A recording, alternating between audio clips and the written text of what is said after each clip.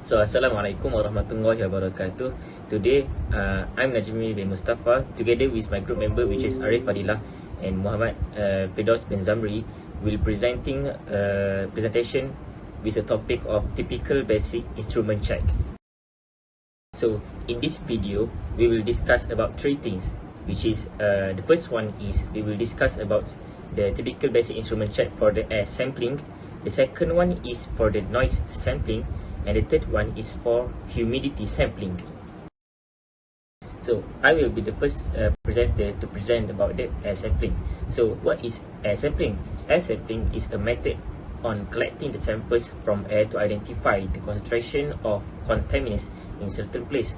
So air sampling is done in order to check the indoor air quality for the health and safety of the workers and residents in the building. So there are some steps in doing this air samplings. So the steps for this air sampling will be started by doing a sample collection, sample extraction, and the last one is analysis. The type of air sampling that we'll be focusing on in this presentation is grab sampling, or also known as whole air sampling. In grab sampling, the air will be collected in a container passively by evacuating the container prior to sampling, or actively by using a pump. Then the container is subsequently sealed and will be transported into the laboratory for the analysis process. The method is often used for when the concentration of the contaminant is constant or where the peak concentration is needed to be measured.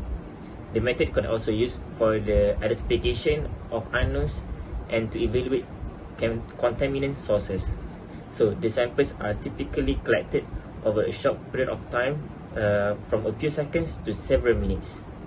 So there are two type of grab sampling that will be discussed in this presentation, which are using bag sampling, or also known as Fadhilah bags, and the second one is using gas indicator tubes. So the first one is using Fadhilah bags. So how does Fadhilah bags is used? So the samples will be collected into plastic bags without pump concentration and will be further analyzed in the laboratory. Usually this method is used to sample compounds that cannot be tracked, such as carbon monoxide and also methane. So there are some simple steps for an efficient air sampling procedure using Fadhilah bags. Firstly, use the airtight syringe to collect the air samples. Connect the syringe to the port in septum of the Fadhilah bag properly. Push the plunger of the air collection syringe slowly and steadily. Fill the air sample till the bag is half full, then detach the syringe once down slowly from the port. So that's how the steps of using these Fadhilah bags. So sampling bags present the advantages of easy to be used, high resistance to high temperature, corrosion resistance, and high resistance to gas permeability. The next one is using gas indicator tubes. So gas indicator tubes are an excellent technique to acquire initial gas measurement near sites where air quality is a concern.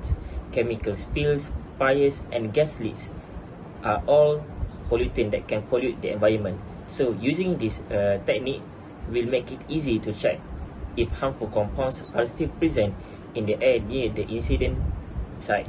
So there are some simple steps on how to use these gas indicator tubes. Firstly, break off the end of the detector tubes, insert the tube into the rubber inlet, then pull out the handle until it's locked. Wait until the sampling time has elapsed. Lastly, read the measurement at the end of the colored layer. So there are some advantages of using these indicator tubes. So the first one is these indicator tubes can detect many specific gas which sometimes cannot be detected using other device. Another advantage of this technique is that there are low cost measurement without the need of calibration. So other than that, it can be used in environment with high humidity and high temperature without any problem. Lastly, there is no oxygen needed for doing a measurement. So this allows people to measure into tanks, wells, manholes where less oxygen provide. So that's all from me. Assalamualaikum, my name is Firdaus bin Zamri and my metric number is 1819399. Next, we continue with the equipment used to assess the sound level in workplace. One of the equipment used by industrial hygienists to assess the level of noise in workplace is sound level meter. A sound level meter, also called as sound pressure level meter (SPL), is used for acoustic measurement. Sound level meters are used to measure and manage sound from varieties of sources, including industrial plants, road, rail traffic, and construction work. Yet, for the industrial hygienists, sound level meters are commonly used in noise pollution study for quantification of different kinds of noise, especially for the industrial, environmental, mining, and aircraft noise. But how does the sound level meter functioning in general? A sound level meter needs to have these four basic requirements, which is signal processing, display, amplifier, and microphone. The diaphragm of the microphone responds to changes in air pressure caused by the sound wave. This movement of the diaphragm, for example the sound pressure deviation, is converted into electrical signal. The electrical signal produced by the microphone is at a very low level, so it is made stronger by the amplifier. Next, we continue with the types of the sound level meters. There are two types, which is the integrating averaging sound level meter, and the second one is the noise dosimeter. What are the difference between these two sound level meter is that the integrating averaging sound level meter is a handheld measuring device with microphone, whereas noise dosimeter is a small device that is wear by the workers to assess the sound level. The type of the sound level meter that wanted to be used is depending on the purpose of the assessment that want to be done.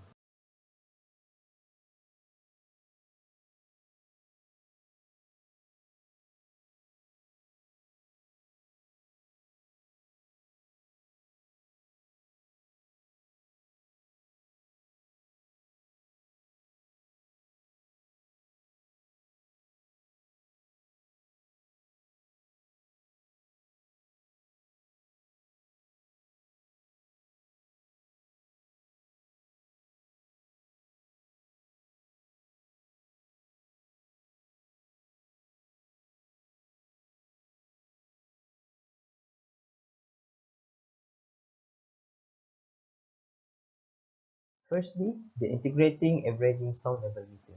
As an integrating averaging sound level meter, it measures the equivalent, the average of the sound pressure level, which is known as LEQ.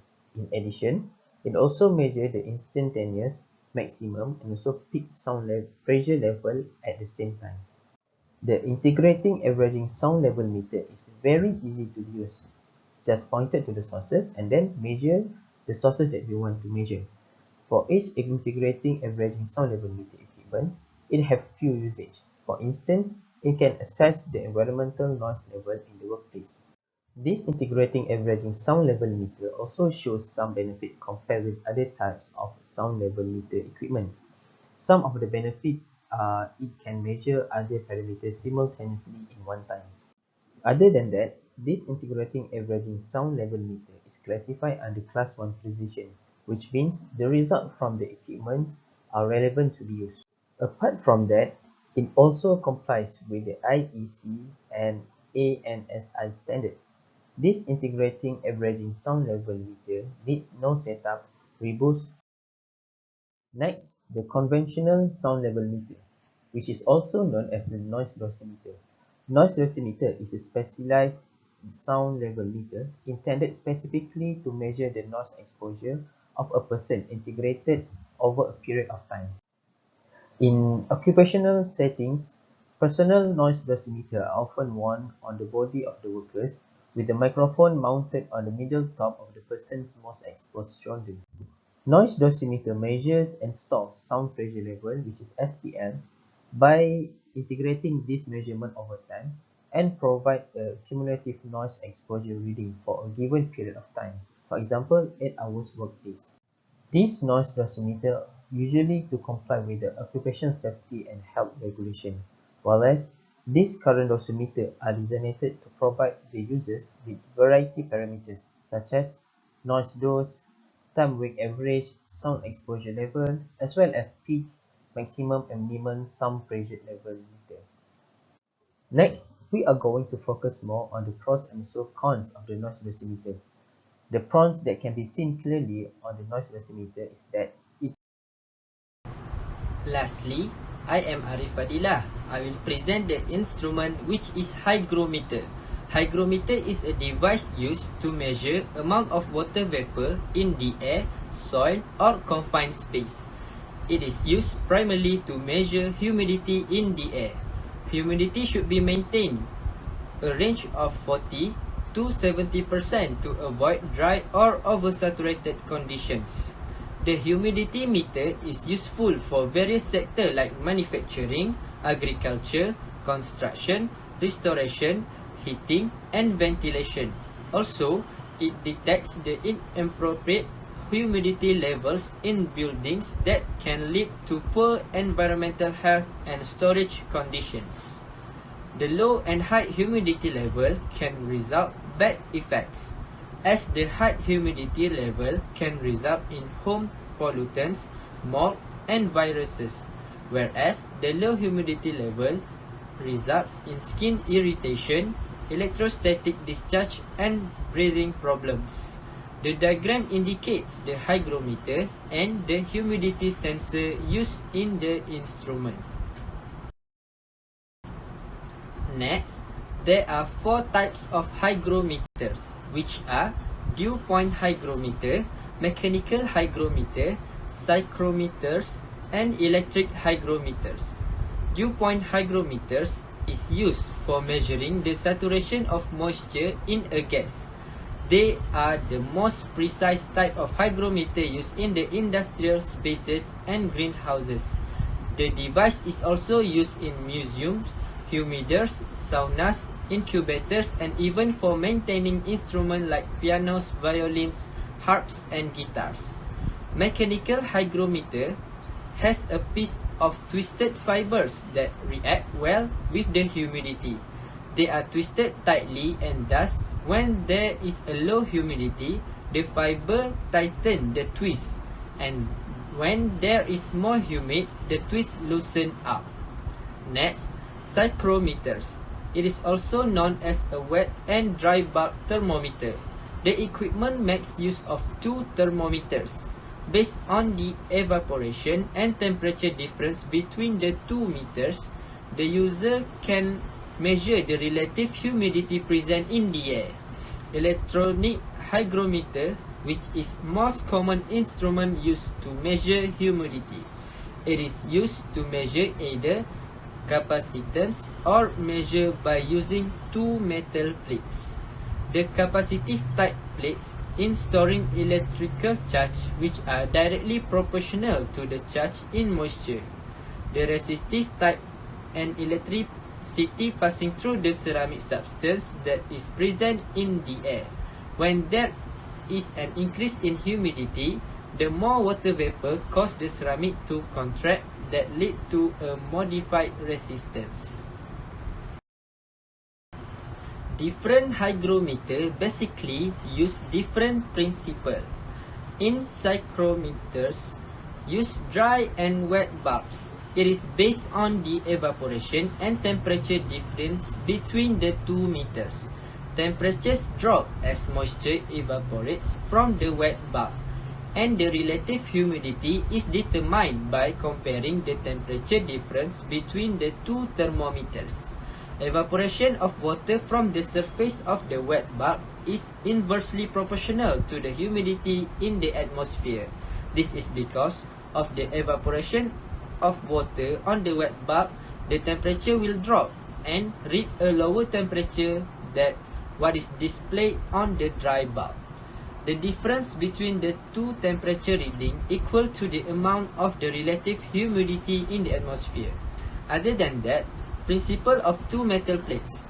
In this, there are 2 metal plates with air between them. As the humidity in this air varies, and so does the plate's static electric charge storage capacity. This variation help in determining the amount of moisture present in the air. Lastly, sensor device which related to the 2 metal plates principle. An air-filled capacitor may serve as relative humidity sensor because the moisture in the atmosphere changes air electrical permittivity. The capacitors are proportional to the relative humidity. Instead of air, the space between the capacitor plates can be filled with an appropriate isolator whose dielectric constant charge significantly upon being subjected to the humidity. Then, importance of hygrometer. Hygrometer have various applications of evaluating heat stress risk in hot work environments. Portable hygrometer is ergonomically designed to allow easy operation and comfortable one-handed working, especially for safety health officer to monitoring humidity in workplace. Meanwhile, fixed hygrometer with memory and data logging feature is an ideal option for continuous monitoring of relative humidity. Next, hygrometer can maintain thermal comfort for people well-being and for productivity following occupational safety health in workplace. Besides that, if the humidity level not following as in occupational safety and health, employer can take the control measure for the employee. Relative humidity also can either hinder or help propagate infections agents like viruses and bacteria. This is because viruses and bacteria can reproduce and grow in high humidity. In conclusion, all the instruments present in this presentation have their own function, especially in occupational safety and health. For the industrial hygienist to monitoring the workplace and ensure safety, health, and welfare for all persons at all places of work. That's all from us. Thank you.